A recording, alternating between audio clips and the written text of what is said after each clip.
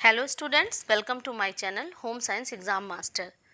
आज हम लोग गृह विज्ञान के कुछ महत्वपूर्ण प्रश्नों का अध्ययन करेंगे। तो पहला प्रश्न है, रेनकोट पर की जाने वाली परिसज्जा है एंटीसेप्टिक, जल भेद्य, अज्वलनशील, इनमें से कोई नहीं। तो आपकी इसमें करेक्ट आंसर है जल भेद्य। जल भेद्य मतलब वाटर प्रूफ। ओके, तो इसमें दो तरह के वस्त्र आते हैं, एक वाटर प्रूफिंग वाले और एक वाटर रिप्लिकेंट है। दो तरह के हैं। एक वाटर प्रूफ का जो ये वस्त्र होते हैं, इन पर क्या बुनाई ही ऐसे रेशों से की जाती है, जो कृत्रिम रेशों से, जिसमें वाटर प्रूफिंग के गुण होते हैं। और एक जो आपका है कि वाटर रिप्लिकेंट, जो दूसरा वाला वो वाटर रिप्लिकेंट जो उस तरह के रेशों से बुनाई की जाती है। और वाटर प्रूफिंग में क्या करते हैं कि कोई भी फैब्रिक है उसके ऊपर हम क्या करते हैं, एक ऐसा मटेरियल लगा देते हैं, तो उससे क्या होता है कि वो पानी उसके अंदर आने नहीं पाता है। वो मतलब वाटर उन रेशों को पेनिट्रेट करके अंदर नहीं जा पाता, वह उसकी सतह पर ही रह जाता है। तो इसमें जो हमारा रेन कोट है, इसलिए इसका करेक्ट आंसर होता है हमारा आंसर नंबर बी, जल भेद्य। अब ए पर देखेंगे आप, एंटीसेप्टिक। तो एंटीसेप्टिक ऐसा कोई वस्त्र नहीं है। एंटीसेप्टिक वस्त्र की जैसे आप पीलिया ओढ़नी की बात करेंगे, जो कि वो क्या होता है कि अक्सर किसको, प्रेग्नेंट लेडी को इस तरह की ओढ़नी दी जाती है, पीलिया ओढ़नी। जब मैं ट्रेडिशनल आपको जो वस्त्रों के बारे में बताऊंगी, तब उसमें बताऊंगी कि किस किस तरह के वस्त्रों का इस्तेमाल की जाता है। तो पीलिया ओढ़नी एंटीसेप्टिक का बहुत ही अच्छा उदाहरण है, क्योंकि उसको डाई करने में हम हल्दी का प्रयोग करते हैं, और हम सभी जानते हैं हल्दी क्या एक एंटीसेप्टिक है। ओके, फिर उसके बाद अज्वलनशील की बात हम करें, तो यहाँ पे कह रहा है आपका फायर प्रूफ। तो इसमें फायर प्रूफ का मटेरियल लगेगा, इससे कोई मतलब नहीं है। रेन कोट मतलब पानी, बारिश में पहना जाने वाला कोट, जो कि आपके बॉडी पर पानी को आने से रोकता है। इनमें से कोई नहीं, ये भी इसका करेक्ट आंसर नहीं। तो आंसर नंबर बी जो है, ये हमारा करेक्ट आंसर है। नेक्स्ट क्वेश्चन की तरफ अब हम बढ़ते हैं। नेक्स्ट क्वेश्चन है, फ्लैनेल वस्त्र किस विधि से निर्मित किया जाता है? A napping, B sizing, C calendering, D shrinking. Correct answer is A. A जो है वो आपका करेक्ट आंसर है। ए में आपका है कि नैपिंग। नैपिंग क्या है आपकी? नैपिंग आपकी जो है, ये फ्लैनेल वस्त्र किस विधि से निर्मित किए जाते हैं? तो नैपिंग विधि से ही फ्लैनेल वस्त्रों का निर्माण किया जाता है। नैपिंग में क्या होता है? नैपिंग का होता है इसमें छोटे छोटे रोएं उठाना। वस्त्रों पर छोटे छोटे रोएं उठाने का कार्य नैपिंग विधि के द्वारा किया जाता है। मतलब कुछ ऐसे रोलर्स होते हैं जिससे कि छोटे छोटे रोएं उस पर, वस्त्रों पर उभार दिए जाते हैं, जिससे कि वस्त्र की सतह कैसी हो जाती है, वो फर की तरह, छोटे छोटे फर जैसी मुलायम सतह हो जाती है। और अगर आप लोगों ने फ्लैनेल का वस्त्र देखा होगा, तो आप देखेंगे कि उसकी सतह बहुत ही मुलायम होती है। हम लोगों ने एक्सटेंशन एजुकेशन में जब पीजी आप कर रहे होंगे, तो आपने इस तरह के बोर्ड का यूज़ किया होगा। जब हम लोग टीचिंग की बात करते हैं ना, कि अपनी बात को हम कैसे दूसरे को समझाते हैं, तो हमारे पास एक फ्लैनल बोर्ड होता है, और कुछ ऐसे छोटे छोटे से पोस्टर्स होते हैं जिसके पीछे वेलक्रो लगा होता है, और उसी फ्लैनल के कपड़े से बने हुए बोर्ड के ऊपर उसको हम क्या करते हैं, चिपकाते जाते हैं। और स्टोरी टेलिंग के लिए बहुत ही ज़्यादा यूज़ होता है। तो नैपिंग के वस्त्र जो हैं, उनमें क्या, नैपिंग जो परिसज्जा है उसमें क्या हम करते हैं, छोटे छोटे रोएं उठाना। सिंजिंग, सिंजिंग क्या है? झुलसाना है। अगर जब हम फैब्रिक का निर्माण करते हैं, तो उसमें कभी कभी आप देखते होंगे इस तरह से लिंट, छोटे छोटे लिंट आ जाते हैं। तो गर्म रोलरों से गुजार करके हम क्या करते हैं, उन छोटे रेशों को क्या झुलसाने का कार्य करते हैं। तो सीजिंग भी आपको क्लियर हो गया। कैलेंडरिंग, कैलेंडरिंग आप जानते हैं क्या? प्रेस करना, गर्म रोलरों से गुजार करके कपड़ों को एक समान सतह प्रदान करना। तो ये हमारा किसका, कैलेंडरिंग के अंतर आता है। और श्रिंकिंग मतलब, श्रिंकिंग मीन्स सिकुड़ना। अगर ये फैब्रिक है तो हम लोग क्या करते हैं, श्रिंकिंग, हल्का सा श्रिंक इफेक्ट अगर फैब्रिक पर दें, तो ये क्या हो जाएगा हमारा श्रिंकिंग के अंतर। श्रिंकिंग का अर्थ अगर आप याद रखेंगे सिकुड़ना, तो सिकुड़ने के लिए भी हमें कुछ यंत्रों का प्रयोग किया जाता है इसमें, तो उसमें क्या होता है, श्रिंकिंग वस्त्रों पर दी जाती है। आपने वस्त्र देखे होंगे ना, कुछ वस्त्र क्या होते हैं, मुड़े मुड़े से उस पर डिज़ाइन होती है, तो इस तरह से श्रिंकिंग विधि के द्वारा ये काम किया जाता है। हमारा नेक्स्ट क्वेश्चन है, रेशमी व ऊनी वस्त्रों के लिए हानि रहित विरंजक प्रतिकर्मक हैं। विरंजक प्रतिकर्मक मतलब आपका आंसर पहले आप देखिए ऑप्शन इसमें, सोडियम परबोरेट, हाइड्रोजन परऑक्साइड, सूर्य का प्रकाश और सोडियम हाइपोक्लोराइड। ठीक है, तो ये जो है हमारा, इसका करेक्ट आंसर जो है वो हाइड्रोजन परऑक्साइड ही इसका करेक्ट आंसर है।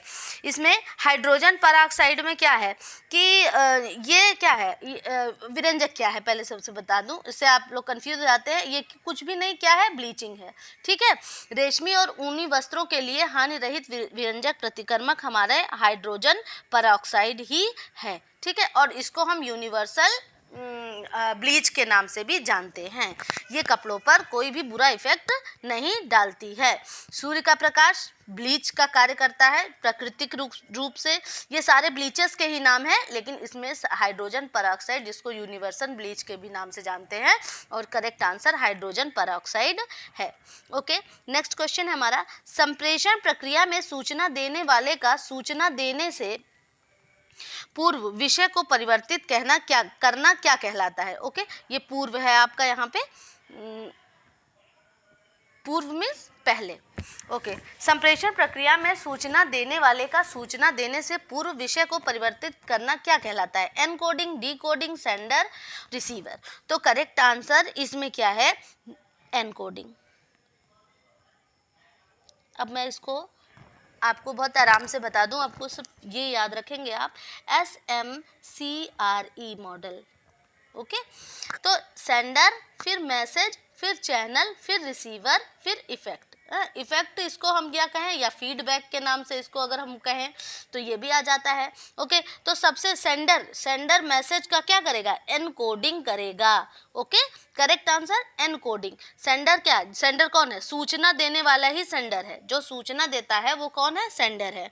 तो वो क्या करेगा, मैसेज की एनकोडिंग करेगा। मैसेज की एनकोडिंग करने के बाद चैनल के थ्रू, ठीक है, वो कोई भी चैनल हो सकता है, आपका रेडियो, टेलीविजन, पत्राचार, कुछ भी हो सकता है। ठीक है, चैनल के थ्रू किसको भेजेगा, ये भेजता है हमारे रिसीवर को। ओके, फिर रिसीवर उसको प्राप्त करेगा, रिसीव किया उसने, फिर रिसीव करने के बाद उस जो एनकोड है, जो वो मैसेज एनकोड है, इसकी क्या करेगा, कोई चीज़ एनकोड है तो हम इसको क्या करेंगे, डीकोड करेंगे। ओके, तो रिसीवर जो होता है वो हमेशा डीकोड करेगा, और सेंडर जो होता है वो हमेशा क्या करेगा, एनकोड करेगा। आई होप कि ये आपको बिल्कुल क्लियर हो गया होगा। और आपके कम्युनिकेशन की जब आप पढ़ेंगे तो उसमें कम्युनिकेशन मॉडल में आपका SMCRE मॉडल बहुत ही बढ़िया मॉडल है, जिसके बारे में विस्तृत रूप से जब संचार के मॉडल पढ़ाऊंगी तब उसके बारे में आपको और भी अच्छे से बताऊंगी। अगला क्वेश्चन है, मेनोपॉज लक्षण है रोगों की उत्पत्ति का, प्रजनन क्षमता खोने का, शारीरिक क्षमता का, परिपक्वता का।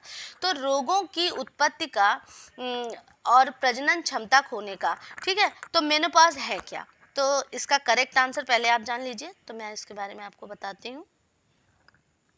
प्रजनन क्षमता खोने का, इसमें क्या मतलब है, मेनोपॉज में क्या होता है, मेनोपॉज में होता है कि पीरियड्स क्या होते हैं, होना बंद हो जाते हैं, पीरियड्स आपका एंड हो जाता है। ओके, 45 प्लस या 45 माइनस, ठीक है। ओके, तो या तो ये प्लस हो सकता है या माइनस हो सकता है।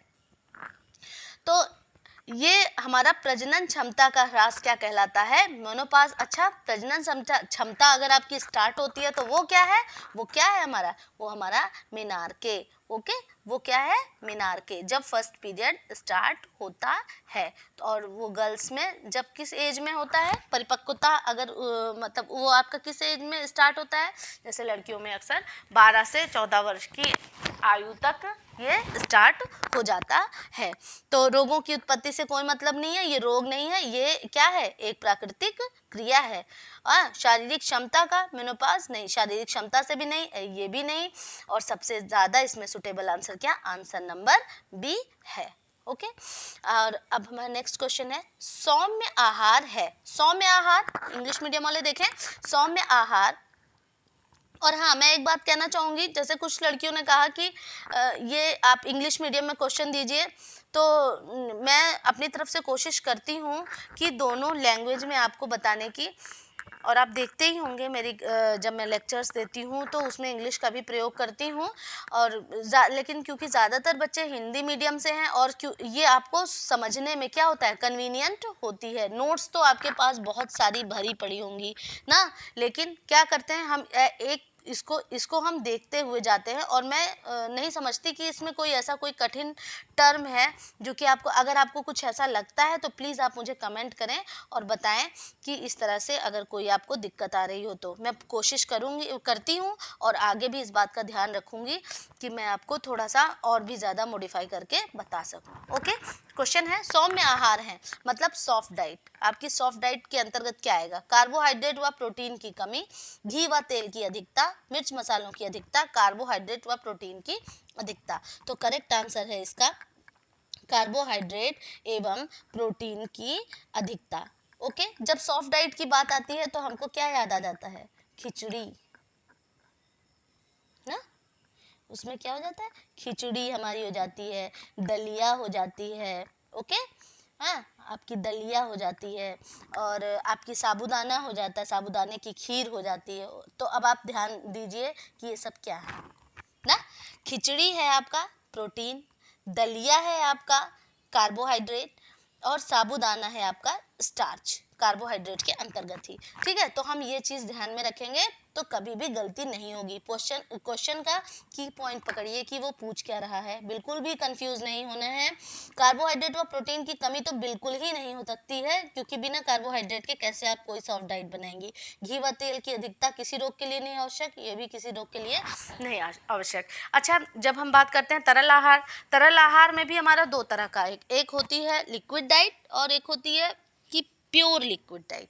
हाँ, आपकी फुल लिक्विड डाइट। हाँ, तो जो हमारी बिल्कुल लिक्विड डाइट की बात होते हैं तो उसमें हम लोग इलेक्ट्रोलाइट्स की बात करते हैं। ठीक है, इलेक्ट्रोलाइट्स जैसे कि नमक, चीनी, पानी, और सिर्फ पानी पी रहे हैं या फिर कोकोनट वाटर, हाँ, तो ये कोकोनट मिल्क, ये सारी चीज़ें ये इसके अंतर्गत आती हैं। लेकिन क्या इसमें दूध को इंक्लूड करते हैं, नहीं। जब हम फुल लिक्विड डाइट की बात करते हैं तो उसमें क्या करते हैं, हम दूध को इंक्लूड करते हैं। अक्सर प्रश्न पूछा गया है कि तरल मतलब तरल में आपको ये ध्यान देना है कि वो आपको फुल लिक्विड डाइट पूछ रहा है या सिर्फ लिक्विड डाइट पूछ रहा है। ठीक है, जब फुल लिक्विड डाइट की बात होगी तब हम दूध की बात करते हैं। नेक्स्ट क्वेश्चन है पेरिशेबल भोज्य पदार्थ का उदाहरण है। पेरिशेबल, अगर जो इंग्लिश मीडियम वाले बच्चे हैं वो तुरंत समझ जाएंगे कि पेरिशेबल मतलब क्या होता है। तो पेरिशेबल भोज्य पदार्थ का उदाहरण क्या है हमारा, देखिए ऑप्शन, अनाज, फल, चीनी, तेल। करेक्ट आंसर फल। अब पेरिशेबल का मीन समझ लीजिए, आंसर तुरंत समझ में आ जाएगा, शीघ्र ही सड़ने वाले। ठीक है, शीघ्र ही सड़ने वाले या शीघ्र ही खराब होने वाली चीजें किसके अंतर्गत आती है, हमारी पेरिशेबल के अंतर्गत आती हैं। तो अनाज जल्दी नहीं सड़ता, चीनी भी आपकी नहीं सड़ेगी, तेल भी नहीं सड़ेगा, लेकिन सबसे पहले कौन सड़ जाएगा, फल। ठीक है, हफ्ते भर हम रखेंगे और क्या होता है, हमारे फ्रूट कंटामिनेटेड होने लगते हैं। नेक्स्ट क्वेश्चन है परनीशियस अनीमिया किसकी कमी से होता है। परनीशियस अनीमिया किसकी कमी से, folic acid, vitamin 6, vitamin B12, vitamin और नाइसिन। ठीक, आपका फोलिक एसिड है। ठीक है, तो करेक्ट आंसर इसमें होता है हमारा vitamin B12। Okay, vitamin B12 हमारा किसकी कमी से होता है, परनीशियस अनीमिया हमारा किसकी कमी से होता है, वो हमारी विटामिन B12 की कमी से होता है। और इसका साइंटिफिक नेम क्या है, इसका साइंटिफिक नेम है साइनोकोबालमिन। क्या नाम है इसका, साइनो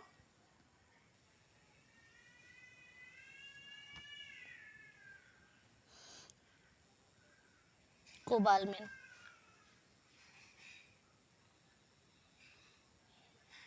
ओके, साइनोकोबालमिन इसका करेक्ट नाम है, साइंटिफिक नेम है। ठीक है, फोलिक एसिड भी हमारे ब्लड लॉस में जब होता है, इसकी कमी से होता है, जब हमारे अंदर खून की कमी होती है। विटामिन B6 भी अनीमिया के लिए उत्तरदायी है, लेकिन स्पेशली जो परनीशियस अनीमिया है वो क्या होता है, हमारे पेशी तंत्र की टूट फूट के लिए उत्तरदायी होता है। ये होने से क्या होता है, हमारा नर्व सिस्टम क्या होता है, इफेक्ट होता है। ओके, तो हमारा नेक्स्ट क्वेश्चन है,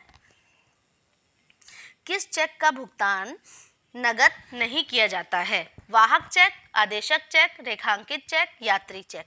तो इसका करेक्ट आंसर है आपका रेखांकित चेक। ओके, ये आपका करेक्ट आंसर है। आपने देखा होगा जब चेक होता है तो अक्सर कभी कभी चेक को क्रॉस कर दिया जाता है। इसका मतलब क्या होता है? इसका मतलब कुछ भी नहीं, वो रेखांकित चेक जो वो चेक होता है जिसमें आपके अकाउंट में जो पैसा है वो सीधे जा करके क्या होगा, आपको कैश नहीं मिलेगा, आपके अकाउंट में जमा हो जाता है। ठीक, अकाउंट में क्या होता है, जमा हो जाता है। इसको हमेशा याद रखेंगे। इसकी कभी भी कैश आपको ये नहीं मिलेगा कि आपने चेक दिया और आपको कैश मिल गया। ठीक है, ये अकाउंट पे ही आपके पे होता है। ओके, वाहक चेक कहीं हम जाते हैं, मतलब वो हो गया, यात्री चेक हो गया, आदेशक चेक हो गया। फिलहाल ये चेक के अलग अलग प्रकार हैं, चेक के प्रकार के अंतर्गत ये सारे आते हैं, लेकिन रेखांकित चेक जो होता है ये आपके अकाउंट में ही जमा होता है और बड़ा ही सुरक्षित है। नेक्स्ट क्वेश्चन है आपका, प्रोसेस चार्ट में त्रिभुज प्रतीक है। प्रोसेस चार्ट में क्या त्रिभुज क्या, क्रिया का, रुकावट का, गुण का, गति का? तो करेक्ट आंसर रुकावट का। तो प्रोसेस चार्ट में अगर आप देखेंगे, प्रोसेस चार्ट जब पढ़ेंगे हम लोग तो उसमें देखेंगे बहुत सारे उसमें चिन्ह हैं, चिन्हों के सभी के कार्य, ऑपरेशन का अलग है, मूवमेंट का अलग है, रुकावट का अलग है, कोने का अलग है, इस तरह से अलग अलग सा है। तो अब इसमें क्या, इसका करेक्ट आंसर क्या हो जाता है, रुकावट। अगर मैं प्रोसेस चार्ट पढ़ाऊंगी तो वीडियो बहुत लंबा हो जाएगा, तो प्रोसेस चार्ट जब मैं आपको कार्य का सरलीकरण पढ़ाऊंगी उसके अंतर्गत प्रोसेस चार्ट के बारे में बहुत ही विस्तृत ढंग से मैं इसको बताऊंगी।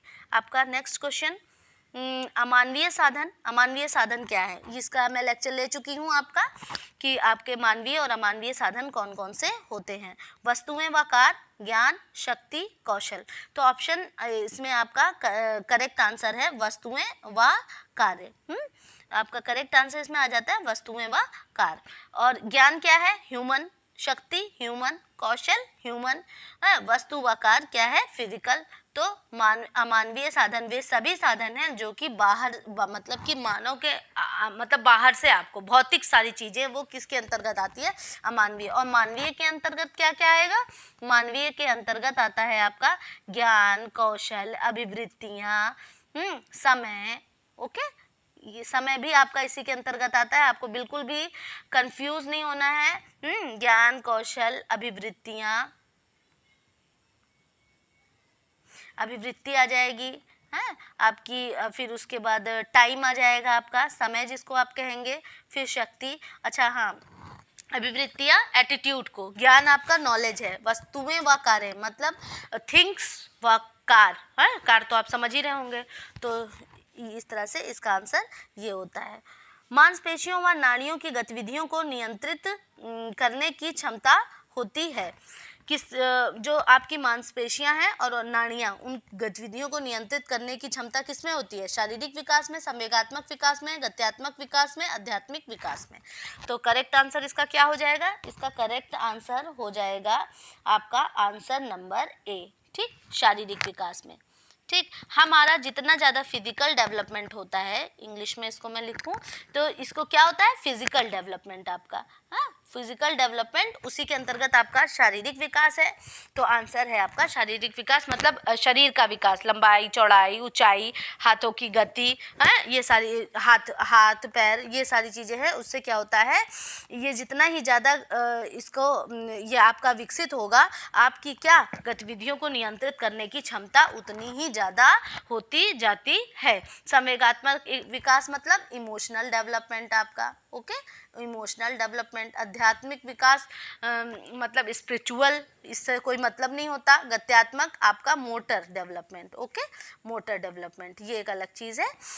आपका physical development, answer number A is the correct answer, okay. फिर आपका नेक्स्ट क्वेश्चन है, व्यवहारिक व क्रियात्मक शिक्षा है, कौन सी शिक्षा है? व्यवहारिक व क्रियात्मक शिक्षा कौन सी शिक्षा है आपकी? ये पूछ रहा है। औपचारिक शिक्षा, औपचारिकेतर शिक्षा, विशिष्ट शिक्षा, प्रौढ़ शिक्षा, ओके। अब हमने इसका करेक्ट आंसर बता दूं पहले, औपचारिकेतर शिक्षा, ठीक है। कुछ प्रश्न ऐसे होते हैं जिनको कि ऐसा नहीं हमने बिल्कुल एज इट इज पढ़ रखा होता है, उनको हमको समझने, उस प्रश्न को क्या करना है, हमको प्रश्न को अच्छे से पढ़ना है, उस प्रश्न को समझना है कि प्रश्न पूछना क्या चाह रहा है। यहाँ पे ये नहीं स्कूल कॉलेज की बात नहीं की उसने, या स्कूल कॉलेज से परे की बात नहीं की। प्रश्न को देखिए, व्यवहारिक है मतलब कि जैसे अप्लाइड, ओके, क्रियात्मक जो हम क्रियाएं करते हैं उन वो कौन सी शिक्षा है? औपचारिक, क्या किसी स्कूल में आपको ये बताया जाता है कि ज्ञान को किस तरह से अप्लाई करना है, कैसी क्रिया कब करनी है, ये नहीं बताया जाता।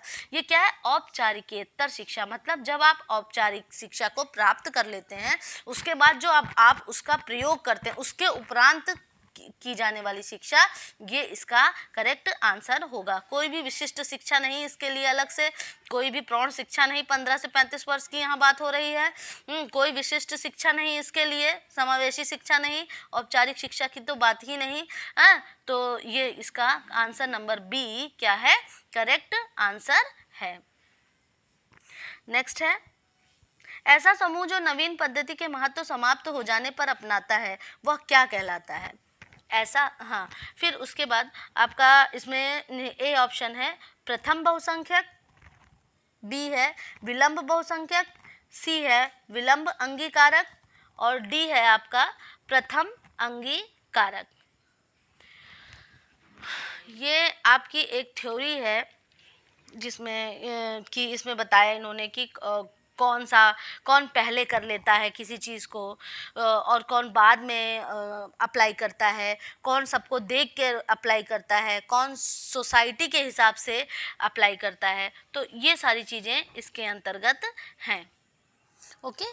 तो इसका जो करेक्ट आंसर है वो है आपका answer number C, sorry, answer number C, विलंब अंगीकारक। मतलब विलंब मतलब देर से, और अपनाने वाले मतलब कुछ ऐसा आपकी सोसाइटी में कुछ नया आता है, इनोवेटिव कुछ भी नया आ रहा है तो उसको तुरंत यूज़ नहीं करते हैं, वो देखते हैं, फिर देखते देखते फिर उसके बाद एकदम जब पुराना हो गया तो कहते हैं चलो हम भी यूज़ कर लेते हैं, ठीक है। तो वो हम आपके विलंब अंगीकारक की श्रेणी में आते हैं।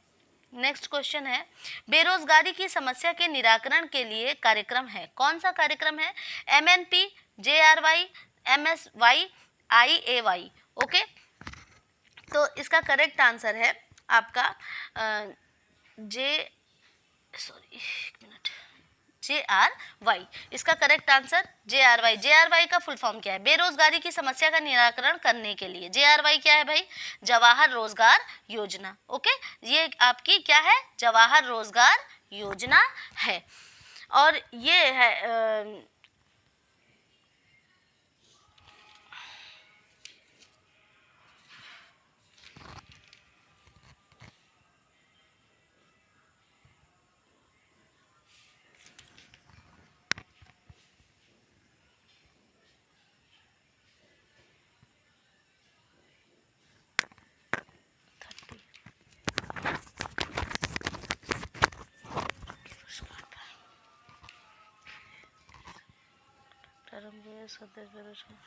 पीछे से आ जाओ जो भी है।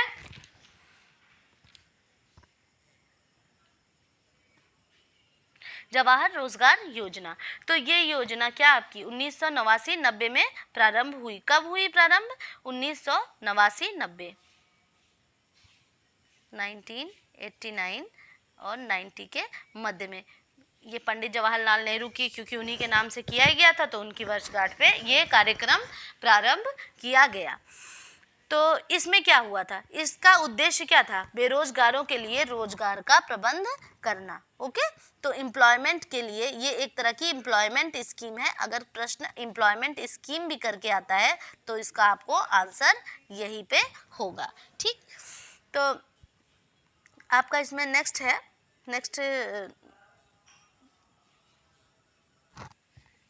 मध्य अंत लक्ष्य किसे कहते हैं। फर्स्ट ऑप्शन है बच्चों की शिक्षा, बी है नई कार खरीदना, सी है प्रतिवर्ष भ्रमण पर जाना, डी है घर की सजावट के लिए फूलों को काटना।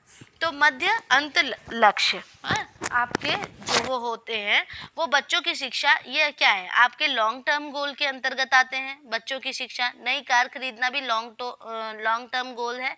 प्रतिवर्ष भ्रमण पर जाना ये आपका तुरंत तात्कालिक के अंतर्गत आता है। और मध्य अंत लक्ष्य जो हैं आपके इंटरमीडिएट गोल्स, घर की सजावट के लिए फूलों को काटना।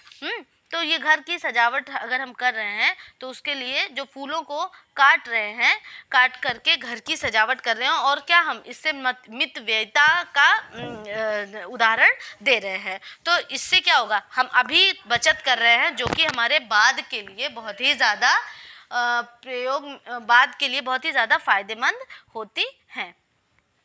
ओके, और फिर उसके बाद आपका नेक्स्ट क्वेश्चन है हार्नेस क्या है। हार्नेस ये हमारा टेक्सटाइल का क्वेश्चन है। इसमें क्या है, करघे में लगा एक कंघा, करघे में लगा एक फ्रेम, करघे में लगा एक बेलनाकार सिलेंडर, उपयुक्त में से कोई नहीं। तो हार्नेस जो है वो हमारा क्या है, करघे में लगा हुआ क्या है, एक फ्रेम है।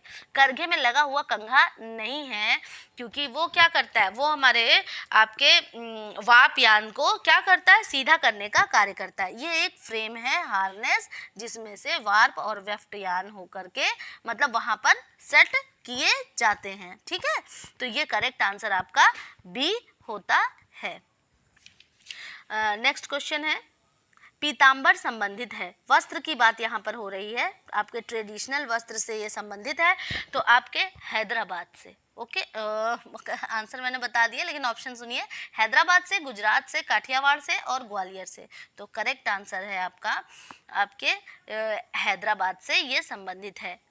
पैठण नामक हैदराबाद के हाँ, पीताम्बर जो है आपके हैदराबाद से ही संबंधित है पूर्णतया। और गुजरात में क्या होता है, गुजरात में हमारे पटोला वस्त्र हैं। और काठियावाड़ क्या है, ये भी हमारा गुजरात का ही है। काठियावाड़ में कच्छ कढ़ाई के लिए प्रसिद्ध है। ग्वालियर आपका ये मेरे ख्याल से इतना कुछ खास इसमें ग्वालियर का योगदान नहीं है।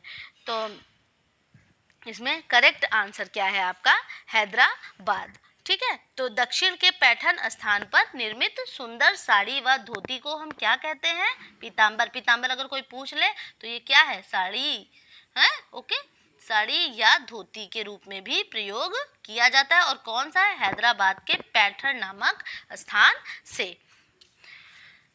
नेक्स्ट क्वेश्चन है टेरी वूल किसको मिलाकर तैयार किया जाता है। सबसे पहले ऑप्शन नंबर कपास व ऊन, बी है टेरिलीन व ऊन, सी है केवल ऊन, डी है कपास का धागा, कपास व धागा। तो करेक्ट आंसर आपका जो है इसका टेरी वूल, मतलब टेरिलीन प्लस वूल से इन वस्त्रों का निर्माण होता है और यह ऊनी वस्त्र होते हैं।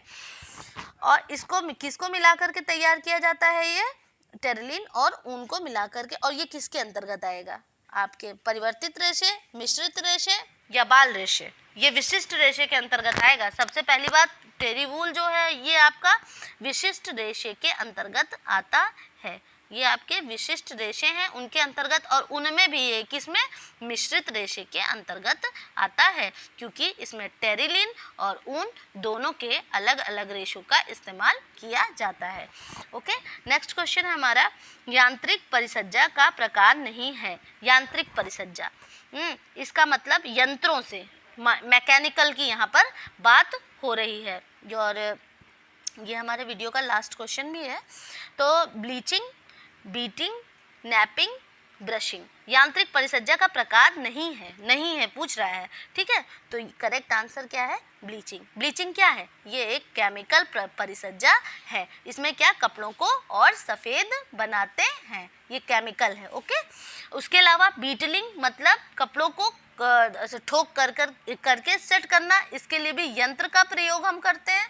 नैपिंग, कपड़ों पर रोएं उठाने का कार्य, ये नैपिंग के अंतर्गत आता है। और ब्रशिंग, कपड़ों पर ब्रश को फेर करके रेशों को एक दिशा में ले जाने का कार्य, ठीक है, ये ब्रशिंग के अंतर्गत आता है। और इन तीनों में यंत्रों का यूज होता है, बल्कि ब्लीचिंग में केमिकल का यूज होता है। तो करेक्ट आंसर इज ए। आपका करेक्ट आंसर क्या हो गया? ए हो गया। तो आज के आपके प्रश्न यहाँ पर समाप्त होते हैं। आप लोग बताएं कि आपको मेरे पढ़ाए हुए प्रश्न कैसे लग रहे हैं। अगर कुछ आपकी कोई रिक्वायरमेंट है या कोई स्पेशल टॉपिक आप चाहते हैं तो प्लीज़ मुझे कमेंट करें, लाइक करें, शेयर करें और सब्सक्राइब करें मेरा चैनल। Okay, thank you.